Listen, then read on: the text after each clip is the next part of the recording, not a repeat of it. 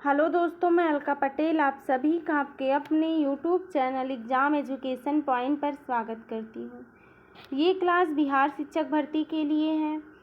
इस क्लास में हम लोग जो आपके एग्ज़ाम के दृष्टिकोण से इम्पॉर्टेंट टॉपिक्स हैं उन टॉपिक्स को कवर करेंगे। पिछली क्लासेस में भी हम लोगों ने कई सारे टॉपिक्स जो आपके एग्ज़ाम के पॉइंट ऑफ व्यू से इम्पॉर्टेंट हैं उन सारे टॉपिक्स को हम लोगों ने कंप्लीट किया है।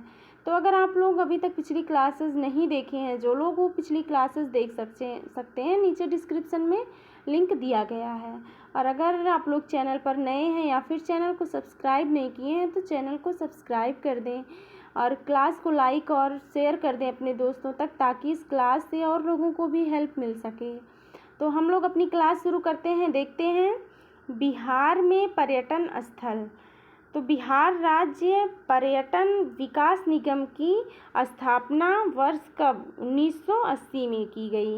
कब की गई थी? तो 1980 में की गई। आगे दिया है बौद्ध सर्किट। बौद्ध सर्किट में दिया है राज्य में बौद्ध सर्किट के अंतर्गत बोध गया, राजगीर, पटना, नालंदा तथा वैशाली जिले आते हैं। किसमें? बौद्ध सर्किट में। कौन कौन जिले आते हैं? बोध गया, राजगीर, पटना, नालंदा और वैशाली। आगे दिया है बोध गया। बोध गया के बारे में देखते हैं क्या क्या इंपॉर्टेंट पॉइंट्स हैं। बोध गया में बोधि वृक्ष, मतलब पीपल के वृक्ष को बोधि वृक्ष, उसी के नीचे जो है महात्मा बुद्ध को ज्ञान की प्राप्ति हुई थी। आगे दिया है बोध गया में निम्नलिखित दर्शनीय स्थल कौन कौन से हैं। तो देखिए, महाबोधि मंदिर है, अनिमेष लोचन तत्व चैत्य है और बोधि वृक्ष है, चनक्रमना है, बुद्ध की 80 फीट ऊंची प्रतिमा है, बुद्ध कुंड है, सुजातागढ़ है, डुंगेश्वरी पहाड़ी या प्राग बोधि। ठीक। आगे दिया है चीन, Myanmar, Japan, Thailand, Tibet, Bhutan के बौद्ध मठ एवं मंदिर, ये सारे जो है दर्शनीय स्थल हैं। आगे दिया है अगला पॉइंट, वर्तमान बोधि वृक्ष मूल बोधि वृक्ष के 5वीं पीढ़ी का है। ठीक। जो वर्तमान में बोधि वृक्ष है वो जो मूल बोधि वृक्ष था उसकी 5वीं पीढ़ी का ये वृक्ष है जो वर्तमान में है। आगे दिया है राजगीर। राजगीर के बारे में देखते हैं क्या क्या पॉइंट है। राजगीर नालंदा से 15 किलोमीटर दूर है। कितनी दूरी पर है? नालंदा से 15 किलोमीटर। यह पाटलिपुत्र से पूर्व, ठीक, पहले मगध महाजनपद की राजधानी थी। कहाँ? पाटलिपुत्र से पहले जो है राजगीर जो थी वो मगध महाजनपद की राजधानी हुआ करती थी, जिसे क्या राजगृह के नाम से भी जाना जाता था। ठीक। आगे दिया है महात्मा बुद्ध ने न केवल राजगृह में कई वर्ष व्यतीत किए बल्कि गृद्धकूट पर्वत पर राजा बिंबिसार को उपदेश भी दिया था।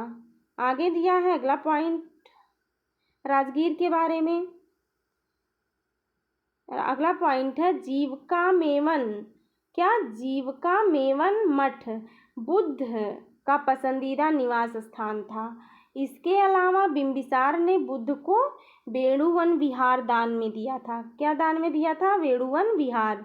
ऐसा कहा जाता है कि देवदत्त द्वारा बुद्ध के घायल होने पर जीवक चिकित्सक जो राजगीर का ही था उसी के द्वारा इलाज किया गया था। किसके द्वारा? जीवक चिकित्सक के द्वारा। आगे है अगला पॉइंट है राजगीर के बारे में कि राजगीर में ही पहली बौद्ध संगीति हुई थी। आगे है राजगीर हिंदू एवं जैन धर्म मतावलंबियों के लिए प्रसिद्ध स्थल है। अगला पॉइंट दिया है राजगीर में दर्शनीय स्थल कौन कौन से हैं। देखते हैं उसमें दर्शनीय स्थल कौन कौन से हैं।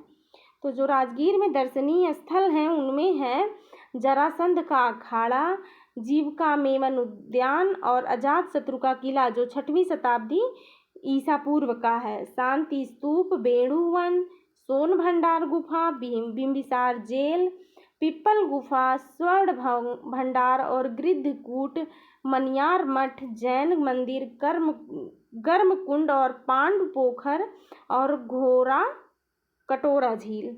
ठीक। तो कौन कौन स्थल है राजगीर में दर्शनीय स्थल? जरासंध का अखाड़ा है, जीविका मेमन उद्यान है, अजातशत्रु का किला है, शांति स्तूप है, वेणु वन है, सोन भंडार गृह गुफाएं हैं, और बिंबिसार जेल है, पिप्पल गुफा, स्वर्ण भंडार, गृद्धकूट, मणियार मठ और जैन मंदिर। ठीक, गर्मकुंड, पांडु पोखर और घोरा कटोरा झील, ये सारे दर्शनीय स्थल हैं राजगीर के।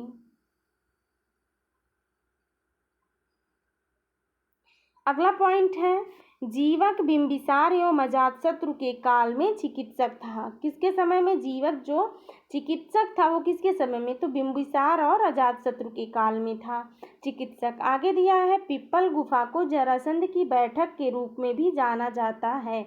यह वैभव पहाड़ी पर है। कहाँ है पिप्पल गुफा? वैभव पहाड़ी पर। आगे फिर दिया है नालंदा। नालंदा से देखते हैं क्या क्या पॉइंट दिए गए हैं। नालंदा की स्थापना 5वीं शताब्दी में की गई थी तथा यह शिक्षा का प्रसिद्ध केंद्र 5वीं से लेकर 12वीं शताब्दी तक नालंदा जो था वो शिक्षा का प्रसिद्ध केंद्र हुआ करता था। आगे दिया है, ह्वेनसांग यहाँ 7वीं शताब्दी में रहा था तथा उसने यहाँ की शिक्षा व्यवस्था का विस्तृत विवरण दिया था। आगे है अगला पॉइंट, यह प्रथम आवासीय अंतर्राष्ट्रीय विश्वविद्यालय था जहाँ शिक्षक एवं 10,000 छात्र रहकर जो है शिक्षा ग्रहण करते थे। ये जो अंतर्राष्ट्रीय मतलब विश्वविद्यालय था आवासीय, वो पहला था जहाँ पर शिक्षक और 10,000 छात्र रहकर एक साथ शिक्षा ग्रहण करते थे। आगे है अगला पॉइंट। अगला पॉइंट है, वर्ष 1951 में यहाँ बौद्ध अध्ययन हेतु अंतर्राष्ट्रीय केंद्र की स्थापना की गई। ठीक, कब की गई? 1951 में। आगे है अगला पॉइंट, नालंदा में महत्वपूर्ण दर्शनीय स्थल जो हैं उनको देखते हैं हम लोग। तो है नालंदा विश्वविद्यालय के भग्नावशेष और नालंदा पुरातात्विक संग्रहालय है, नव नालंदा महाविहार है, ह्वेनसांग मेमोरियल हॉल है, पावापुरी है, बड़ी दरगाह है और छोटी दरगाह। ये सब जो नालंदा के महत्वपूर्ण दर्शनीय स्थल में आते हैं। क्या क्या? नालंदा विश्वविद्यालय के भग्नावशेष, नालंदा पुरातात्विक संग्रहालय, नव नालंदा महाविहार, ह्वेनसांग मेमोरियल हॉल, पावापुरी, बड़ी दरगाह एवं छोटी दरगाह। आगे है अगला पॉइंट देखते हैं। अगला पॉइंट कह रहा है, पावापुरी या अपापुरी क्या है? देखिए, पावापुरी या अपापुरी राजगीर से 38 किलोमीटर दूर स्थित है। यह जो जैन धर्म के 24वें तीर्थंकर थे भगवान महावीर की मृत्यु स्थली है पावापुरी। ठीक, आगे है देखते हैं वैशाली। वैशाली के बारे में क्या दिया है? वैशाली में दिया है, वर्तमान में वैशाली एक गांव है। रामायण काल में यहाँ के राजा विशाल का वर्णन मिलता है और 6ठी शताब्दी ईसा पूर्व में यह वज्र एवं लिच्छवी के समय लोकतंत्रात्मक गणराज्य हुआ करता था। क्यों? कौन? वैशाली। आगे है अगला पॉइंट। अगला पॉइंट कह रहा है, यह अशोक का 3री सदी ईसा पूर्व का एक स्तंभ लेख है वैशाली, जिसके शीर्ष पर सिंह की आकृति है। यह जो है कोल्हुआ में है। आगे दिया अगला पॉइंट, बुद्ध के महापरिनिर्वाण के 100 वर्ष पश्चात यहाँ द्वितीय बौद्ध संगीत आयोजित की गई। कहाँ? वैशाली में। आगे है, वैशाली के निकट कुंडग्राम नामक स्थान है जहाँ भगवान महावीर का जन्म हुआ था। महावीर का जन्म कहाँ हुआ था? वैशाली के निकट कुंडग्राम नामक स्थान पर। आगे है अगला पॉइंट देखते हैं। अगला पॉइंट कह रहा है, बिहार में ही चौमुखी या चतुर्मुखी महादेव का मंदिर है। कहाँ? चौमुखी या चतुर्मुखी जो महादेव का मंदिर है वो कहाँ? वैशाली में ही है। इस मंदिर में स्थापित शिवलिंग में 4 देवताओं कौन कौन? ब्रह्मा, विष्णु, महेश और सूर्य के चेहरे हैं। जो चौमुखी मंदिर है या चतुर्मुखी महादेव का मंदिर है, उनमें जो स्थापित शिवलिंग है उनमें जो 4 देवता के जो चित्र हैं या जो 4 देवताओं के चेहरे दिखते हैं वो कौन कौन है? तो वो ब्रह्मा है, विष्णु है, महेश और सूर्य हैं। आगे देखते हैं। आगे दिया है पूर्वी चंपारण। पूर्वी चंपारण के बारे में देखते हैं क्या है। केसरिया स्तूप पूर्वी चंपारण में ही है। जो केसरिया स्तूप है वो कहाँ है, वो पूर्वी चंपारण में है। प्राचीन काल में केसरिया को केशपुत कहा जाता था। यह एक गणराज्य था जिस पर कलामों का शासन था। आगे दिया है परवर्ती काल में इस पर कोसल राज ने अधिकार कर लिया था। कब परवर्ती काल में कोसल राज्य ने किस पर अधिकार किया था, तो वो पूर्वी चंपारण पर। आगे देखते हैं आगे क्या कह रहा है। अगला पॉइंट दिया है, इसका जो महात्मा बुद्ध के शिक्षक आलार कलाम थे केशपुत से ही थे। कौन, महात्मा बुद्ध के जो शिक्षक थे आलार कलाम, वो कहाँ से, वो केशपुत से ही थे। आगे दिया है जातक कथाओं के अनुसार महात्मा बुद्ध ने पूर्व जन्म में चक्रवर्ती शासक के रूप में यहाँ शासन किया था। आगे फिर है अगला पॉइंट कह रहा है प्रारंभ में केसरिया स्तूप मिट्टी का था। जो केसरिया स्तूप है वो पहले मिट्टी का था, लेकिन मौर्य, शुंग एवं कुषाण काल में यह अपने वर्तमान स्वरूप में आया। ह्वेनसांग अपने विवरण में किया सीपोलो केसरिया के रूप में इसका उल्लेख करता है। देखिए किसके रूप में, किया सीपोलो मतलब केसरिया के रूप में इसका उल्लेख करता है। कौन, तो वो कौन करते हैं, ह्वेनसांग करते हैं। आगे दिया है पटना।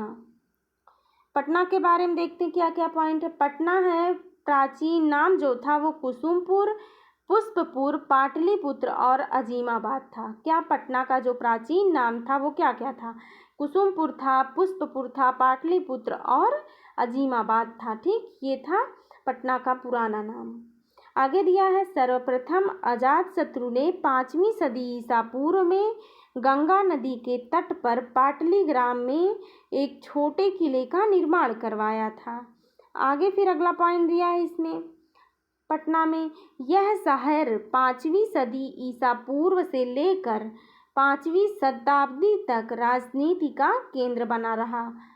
पटना जो था वो 5वीं, जो ये देखिए 5वीं सदी ईसा पूर्व से लेकर 5वीं शताब्दी तक राजनीति का केंद्र बना रहा पटना।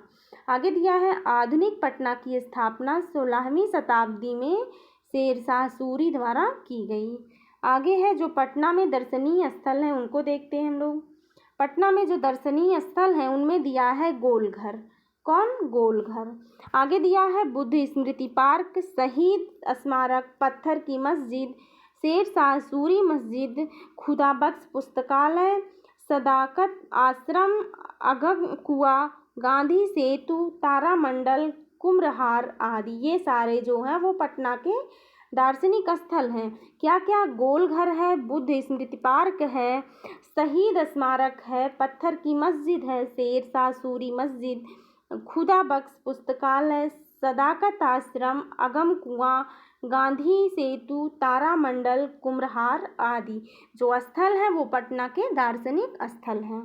आगे है अगला पॉइंट। अगला पॉइंट दिया है 1770 ईस्वी के अकाल के दुष्प्रभावों को देखते हुए 1786 ईस्वी में कैप्टन जॉन गारस्टिन द्वारा ब्रिटिश सेना के लिए एक विशाल अन्नागार बनाया गया था। यही जो अन्नागार है वो गोलघर है। ठीक, कौन, क्या है, जो 1770 ईस्वी में अकाल के दुष्प्रभाव को देखते हुए 1786 ईस्वी में कैप्टन जॉन गारस्टिन द्वारा ब्रिटिश सेना के लिए एक विशाल अन्नागार बनवाया गया था, जो आज गोलघर के रूप में है यही अन्नागार। इसकी ऊंचाई जो 29 मीटर एवं मोटाई 3.6 मीटर है। आगे है अगला पॉइंट।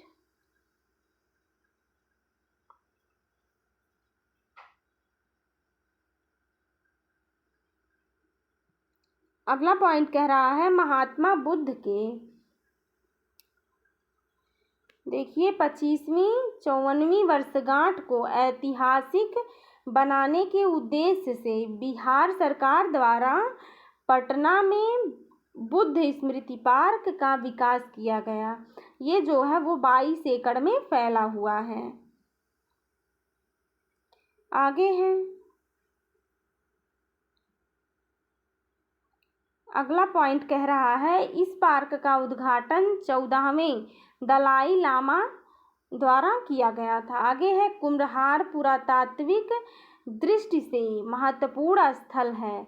क्या कुम्हरार जो है वो पुरातात्विक दृष्टि से महत्वपूर्ण स्थल है, जहाँ प्राचीन मौर्य साम्राज्य के राजमहल के भग्नावशेष पाए गए हैं। आगे दिया है, पटना में ही इंदिरा गांधी विज्ञान भवन समूह में तारामंडल अवस्थित है। इसके अतिरिक्त अगमकुआं का संबंध भी मौर्य काल से ही जोड़ा जाता है। ठीक, आगे दिया है अगला पॉइंट, सदाकत आश्रम बिहार। देखिए, सदाकत आश्रम बिहार विद्यापीठ एक राष्ट्रीय विश्वविद्यालय का मुख्यालय है। क्या सदाकत आश्रम बिहार जो विद्यापीठ है वो क्या है, मुख्यालय है। डॉक्टर राजेंद्र प्रसाद सेवानिवृत्ति के बाद यहाँ निवास करते थे। ठीक, आगे देखते हैं, अगला पॉइंट दिया है। अगला पॉइंट कह रहा है, खुदा बख्श ओरिएंटल पब्लिक लाइब्रेरी को जनता के लिए अक्टूबर 1891 में खोला गया था। कब खोला गया? खुदा बख्श ओरिएंटल जो पब्लिक लाइब्रेरी है इसको जनता के लिए अक्टूबर 1891 में खोला गया। संस्कृति मंत्रालय भारत सरकार यहाँ अरबी और फारसी पांडुलिपियों, राजपूत और मुगल चित्रकला के दुर्लभ संग्रह हैं।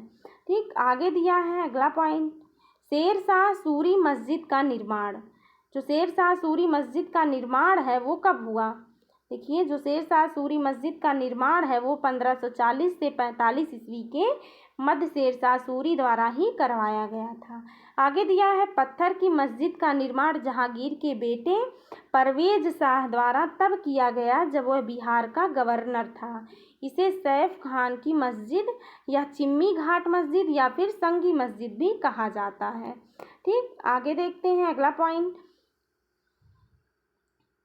अगला पॉइंट कह रहा है, शहीद स्मारक अगस्त 1942 के पटना सचिवालय गोलीकांड में शहीद हुए शहीदों की याद में बनाया गया था।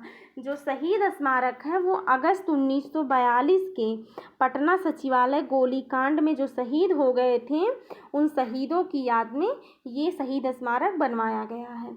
आगे दिया है, जैन परिपथ के अंतर्गत पावापुरी और राजगीर शामिल हैं। तो आज की क्लास यहीं तक। आप लोगों को क्लास कैसी लगी आप लोग कमेंट में अवश्य बताएं, और अगर अभी तक आप लोग चैनल को सब्सक्राइब नहीं किए हैं तो चैनल को सब्सक्राइब कर दें, क्लास को अपने दोस्तों तक शेयर कर दें। मिलते हैं अगली क्लास में, तब तक के लिए आप लोग अपना ख्याल रखिए, अपनी पढ़ाई बेहतरीन ढंग से कीजिए। जय हिंद।